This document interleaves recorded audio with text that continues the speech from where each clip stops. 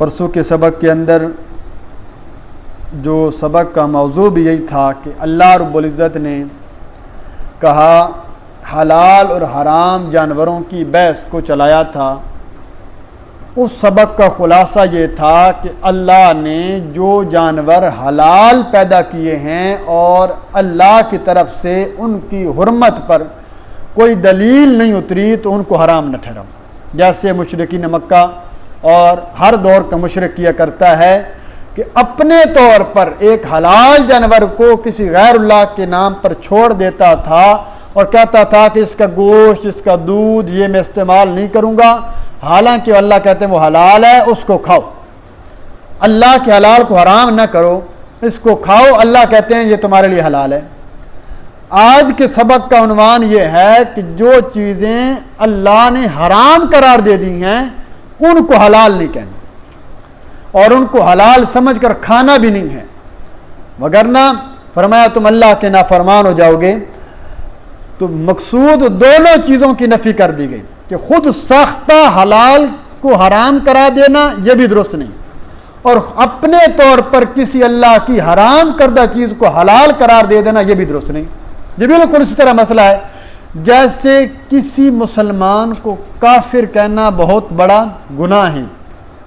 اگر کوئی بندہ مسلمان ہے اس کو کافر کہہ دینا سخت کبیرہ گناہ ہے، اور لیکن اس کی دوسری جز بیان اسی طرح کسی کافر کو مسلمان کہنا بھی غلط ہے۔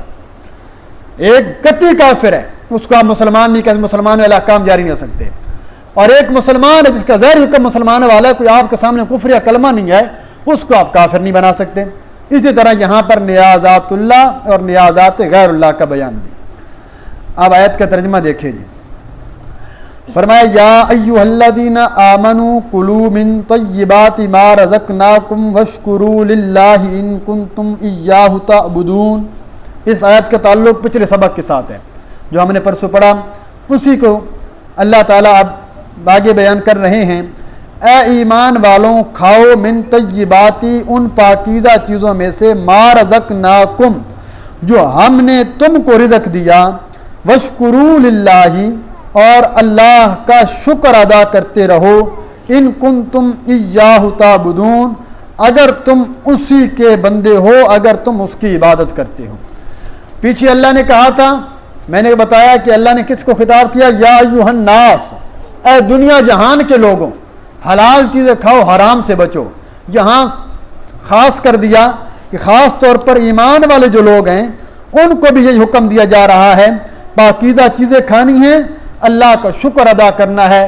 جو اللہ کا شکر ادا کرو اس نے تمہیں حلال اور پاکیزہ چیزیں عطا کی ہیں، وگرنہ جو حرام کھاتے ہیں، جو نجس چیزیں کھا رہے ہیں، وہ بھی تو دنیا میں جی رہے ہیں، لیکن اللہ نے تمہیں حرام سے روک دیا، پاکیزہ چیزوں کا حکم دیا۔ اگر تم واقعتاً خدا کی عبادت کرتے ہو تو پھر کبھی حرام نہیں کھاؤ گے۔ اگلی آیت دیکھیں جی، نیازات غیر اللہ کا بیان۔ انما حرم علیکم المیتۃ والدم، سوائے اس کے نہیں، بے شک صرف حرام قرار دے دیے اللہ نے علیکم تمہارے اوپر، المیتۃ مردار کو، والدم بہنے والا خون، ولحم الخنزیر خنزیر کا گوشت، وما اہل بہ لغیر اللہ اور وہ جانور، وہ چیز جس کے اوپر بلند کیا جائے لغیر اللہ، غیر اللہ کا نام، فمن اضطر غیر باغ، پھر جو کوئی مجبور کر دیا گیا، فمن اضطر مجبور کر دیا گیا، غیر اس کے کھانے میں کوئی حرج نہیں، غیر باغ شرط اول، غیر باغ حد سے بڑھنے والا نہ ہو، لذت کا طالب نہ ہو، غیر باغ لذت کا طالب نہ ہو، ولا عادن حد سے بڑھنے والا نہ ہو، فلا اسم علیہ اس کے اوپر کوئی گناہ نہیں، ان اللہ غفور الرحیم بے شک اللہ رب العزت بخشنے والے ہیں، رحیم رحم کرنے والے ہیں۔ اب دیکھیے جی اس آیت کی تفسیر، یہ قرآن مجید میں مختلف مقامات پر تقریباً 4 جگہ پر یہ آیت آئی گئی، آگے بھی آئے گی، یہاں بھی آئی ہے۔ تو یہاں پر اس بات کو سمجھیے کہ اللہ نے یہاں پر پہلی بات تو کہا کہ صرف 4 چیزیں تمہارے اوپر حرام ہیں، مردار، خون، خنزیر، اور چوتھی چیز وما اہل لغیر اللہ. یہ چار کے اندر حصر نہیں ہے. حصر مطلب یہ صرف چار چیزیں حرام ہیں نہیں، حرام تو اور بھی بہت ساری چیزیں ہیں. یہاں مقصود ہے کہ ان مشرکین مکہ کے دعوے کی تردید کرنا. ان کا دعویٰ تھا کہ یہ چیزیں کیا ہیں؟ حلال ہیں. اللہ نے کہا نہیں یہ حلال نہیں، یہ حرام ہے، یہ ہم کہہ رہے ہیں. وگرنہ اس سے یہ مقصود نہیں کہ صرف جیسے حدیثوں کے اندر ہم پڑھتے رہتے ہیں یا بیان ہوتی رہتی ہیں، کتنی حدیث شریف کے اندر، حدیثوں کے اندر آتا ہے. آپ سے پوچھا گیا یا رسول اللہ کون سا عمل افضل ہے؟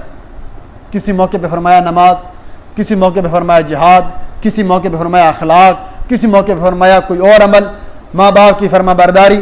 یہ کیوں؟ مخاطب کے مطابق. اگر حضور دیکھتے نا جس کی نماز میں کمی ہے تو فرماتے بھی سب سے افضل عمل ہے نماز.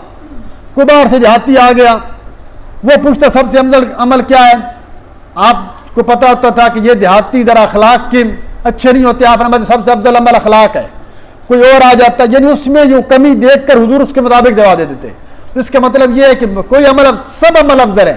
افضل عمل ایک جنس ہے جس کے تحت بہت ساری چیزیں ہیں. حرام ایک جنس ہے جس کے تحت بہت ساری چیزیں، جس میں چند چیزوں کو یہاں ذکر کر دیا، باقی اس کے علاوہ ہیں. اب بالترتیب سنیے گا جی. پہلی چیز ہے مردار. مردار کسے کہتے ہیں؟ مردار کہتے ہیں جو جانور اپنی موت آپ مر جائے بغیر ذبح کیے، وہ جانور حرام ہو جاتا ہے. وہ جانور جو شرعاً حلال ہو، جس کو ذبح کرنا تھا ذبح کیے بغیر مر گیا، وہ مردار حرام ہے. مثال کے طور پر اب شرعاً حلال وہ الگ چیز ہے، اونٹ ہے، گائے ہے، بکری ہے، بھینس ہے، کوئی بھی چیز ہے. اب اس کے حلال ہونے کے لیے ضروری تھا کہ ان کو مرنے سے پہلے اللہ کا نام لے کر ذبح کرنا. جانور صبح آپ نے دیکھا کوئی جانور کسی نے دیکھا مرا پڑا، اب وہ مردار ہو گیا. چھت سے گرا جانور، ذبح کرنے سے پہلے مر گیا، مردار ہو گیا. کسی جانور نے ٹکر مار دی، مر گیا، حرام ہو گیا. ایکسیڈنٹ کے اندر مر گیا، حرام ہو گیا. تو یہ ساری کی ساری کیا ہیں؟ حرام جانور ہیں، مردار جانور ہیں. تو مردار کے اندر یہ سب چیزیں داخل ہو گئیں.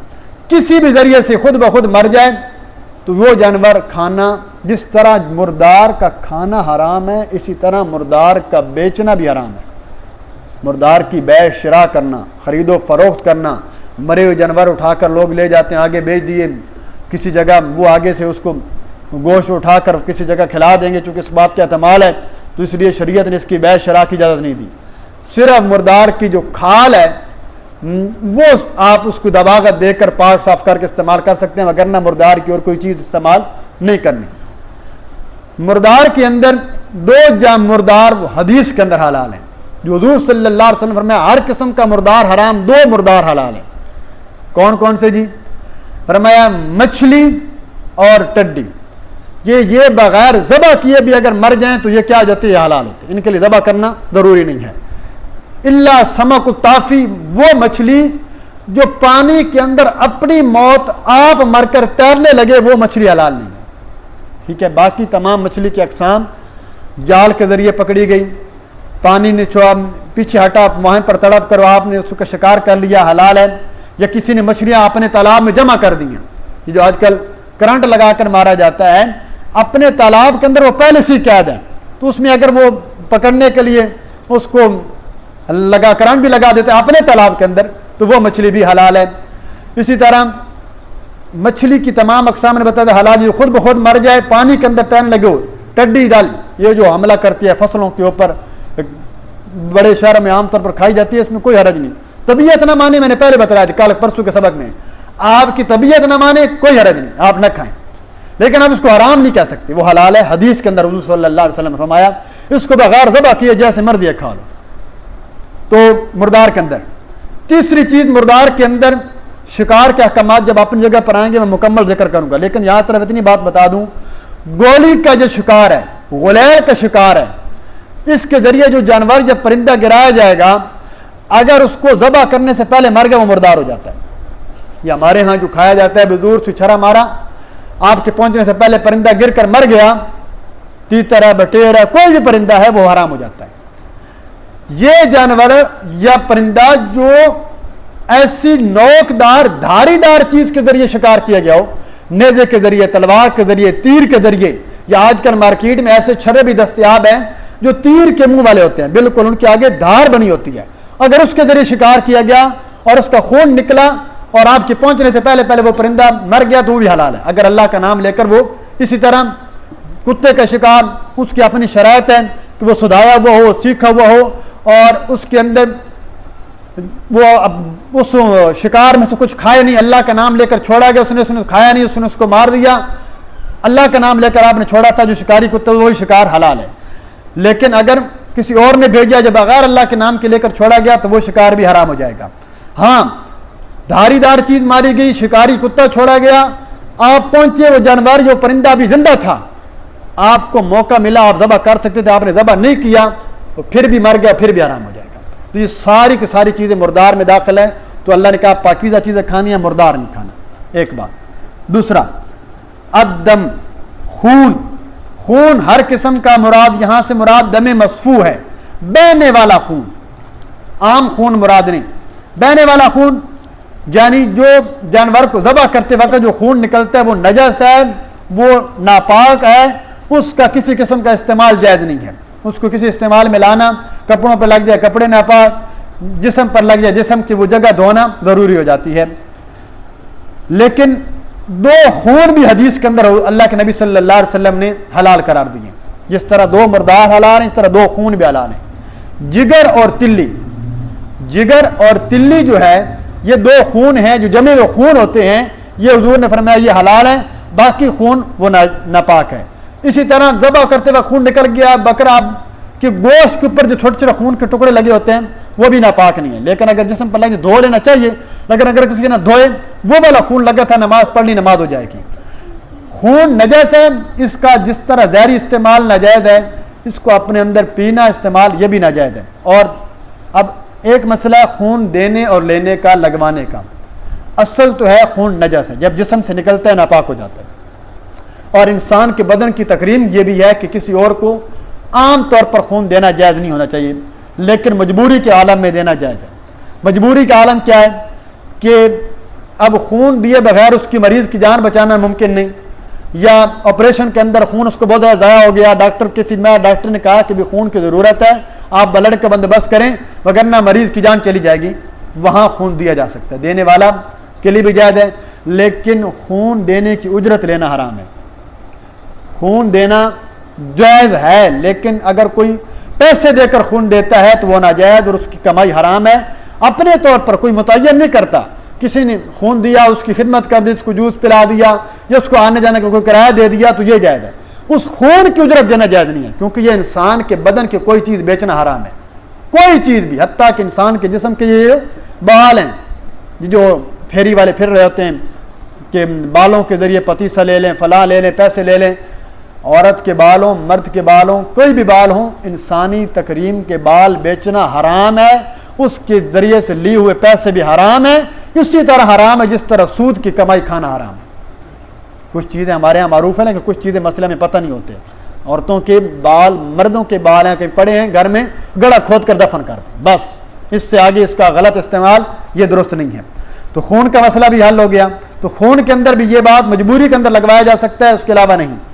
ولحم الخنزیر، خنزیر کا گوشت کہہ کر مراد تمام کا تمام خنزیر، اس کی جلد، اس کے بال، اس کی ہڈی، یہ دنیا کا واحد جانور ہے جس کا ایک بال سے لے کر ہر چیز نجس العین ہے، مکمل طور پر حرام ہے، اس کی کوئی استعمال جائز نہیں۔ اس کے تحت حرام تداوی بالحرام کا مسئلہ ہے، وہ میں تھوڑا سا ذکر کر دوں کہ آج کل کچھ دوائیں ایسی ہیں جو جان بچانے والی کینسر کی دوائیں ہیں جن میں حرام اجزاء شامل ہیں، بعض اوقات خنزیر کی چربی شامل ہوتی ہے، کوئی اور حرام اجزاء کا جز اس میں شامل ہوتے ہیں، اس کے اوپر لکھا ہوتا ہے۔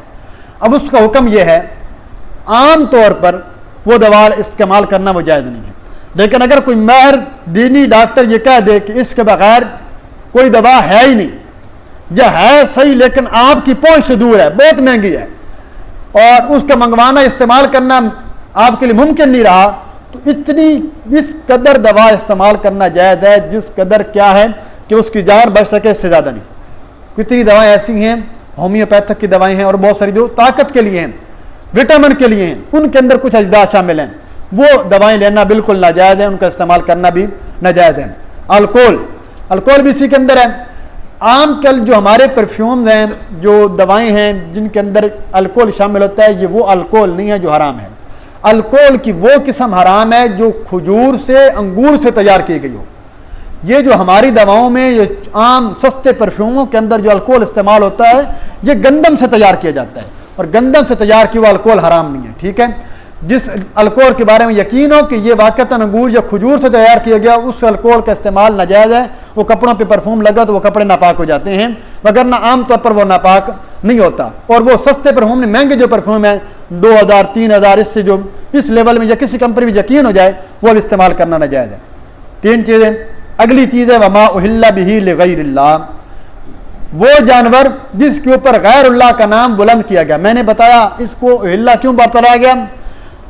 اہل ہے حلال سے، حلال کہتے ہیں پہلے کے چاند کو، چاند جس دن نظر آتا ہے اس کو پہلے دن کہتے ہیں ہلال کا چاند ہے جی۔ ہلال کیوں؟ یعنی اس دن شور بلند ہوتا ہے، لوگ چھتوں پر چڑھ کر دیکھتے ہیں، وہ چاند نظر آیا، جو وہ شور بلند ہوتا ہے اس کا نام عربی میں کہتے ہیں ہلال۔ جس کے اوپر آواز بلند کر دی جائے وہ جانور حرام ہو جاتا ہے۔ اب اس کی 2 قسمیں ہیں۔ پہلی قسم تو بالاتفاق صریح اس طرح حرام ہے کہ کسی نے غیر اللہ کے نام کی منت مانی، غیر اللہ کے نام پر جانور کی منت مانی کہ میں شیخ عبد القادر جیلانی کے نام پر، میں حضرت علی حجویری کے نام پر، میں جی باب شادی خان کے نام پر میرا یہ کام ہو گیا تو ہم فلاں پر اس کے لیے میں جانور ذبح کروں گا، اور ذبح بھی پھر اللہ کے غیر اللہ کے نام ہی پر کیا گیا، یہ تو بالکل ایسا حرام ہے جس کے بارے میں شاہ عبد القادر رحمہ اللہ یا شاہ عبد العزیز رحمہ اللہ کی اپنی کتاب تفسیر عزیزیہ کے اندر اور تفسیر کبیر کے اندر، نشا پوری کے اندر لکھا لو ان مسلمن ذبح ذبیحۃ، کسی مسلمان نے ایک جانور ذبح کیا، وقصد بذبحہ التقرب الی غیر اللہ، اور اس جانور سے مقصود غیر اللہ کا تقرب تھا، فتویٰ سنیے گا، سارا مرتدن و ذبیحتہ ذبیحۃ مرتدن، وہ بندہ دائرہ اسلام سے خارج ہو گیا، مرتد ہو گیا، اور اس کا ذبیحہ بھی مرتد والا ذبیحہ ہو گیا کہ اب وہ ذبیحہ کسی کتے اور خنزیر کو بھی آپ نہیں ڈال سکتے۔ یہ مسئلہ ہے وما اہل بہ لغیر اللہ۔ ایک قسم یہ۔ دوسری قسم یہ ہے کہ جانور تو اللہ کے نام پر ذبح کیا گیا۔ اب یہاں اشکال ہوتا ہے، یہ میں بڑا وضاحت کے ساتھ آسان طریقے سے میں مسئلہ سمجھا دوں۔ جانور تو اللہ کے نام پر ذبح کیا گیا، لیکن اس سے تقرب مقصود تھا، منت مانی تھی کہ میرا یہ کام ہو گیا تو میں حضرت صاحب کے نام کا جانور دوں گا، حضرت صاحب کے نام کی منت مانی ہے یہ پوری کروں گا۔ اب ذبح کرتے وقت اللہ کا نام لے بھی لے جائے وہ تب بھی حرام ہے۔ اس کی مثال سمجھیے، اس کی مثال ایسی ہے جیسے کوئی کافر بندہ یہ کہہ دے، کیا کہہ دے جی، کسی کہ میں اللہ کے نام پر جو ہے نا گدھے کے اوپر جو کوئی بندہ اللہ کا نام لے کر ذبح کر دے، گدھا تو اللہ کے نام لینے سے حلال ہو جائے گا؟ نہیں ہو جائے گا۔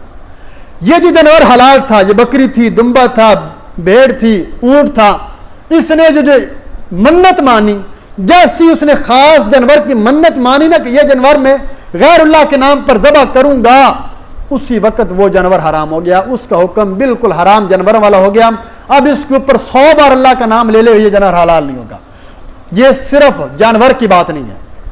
دوسری بات، اس کے اندر ہر وہ چاول ہیں دیگ کے اندر پکے ہوئے ہوں، ویسے آپ نے حتیٰ کہ علماء نے لکھا ایک مٹھی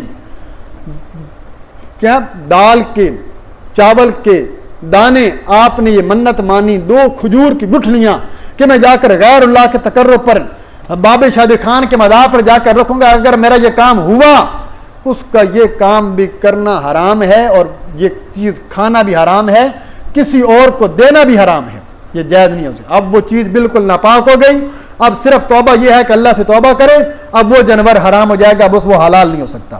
تو لہٰذا یہ 4 چیزیں اللہ نے یہاں پر اس کو ذکر کیا، اور اس مسئلے کو عام طور پر بڑا ہلکا لیا جاتا ہے، اور غیر اللہ کی نظر نیازیں بڑے شوق سے کھائی جاتی ہیں، حالانکہ یہ کھانا انسان اپنے حرام کھا رہا ہے، اور حرام کھانے کی وجہ سے باتیں ختم ہو جاتی ہیں، سارے کے سارے احکامات ختم ہو جاتے ہیں۔ کسی غیر اللہ کے تقرب کے لیے اب کل ہے ویسے 12 ربیع الاول کا دن. اب اس میں عام طور پر جس کے بارے میں یقین ہو کہ یہ غیر اللہ کی نظر و نیاز بناتے ہیں، اس کی طرف سے چاہے کھانا آ جائے، چاہے چاول آ جائیں، کوئی چیز آ جائے، آپ نے استعمال نہیں کرنی. اگر آپ کو استعمال کبھی نہیں پتا، تب بھی اگر اس نے کل کے دن کے لیے بنایا تب بھی بدعت ہے، اور بدعت کا کھانا مکروہ تحریمی ہوتا ہے، اس کا کھانا بھی جائز نہیں ہے. تو اپنے طور پر ہر قسم کی بدعتی کھانے سے بچنا ہے. اگر تو حرام ہوا تو پھر تو فرمایا کہ عبادتوں سے بھی گیا.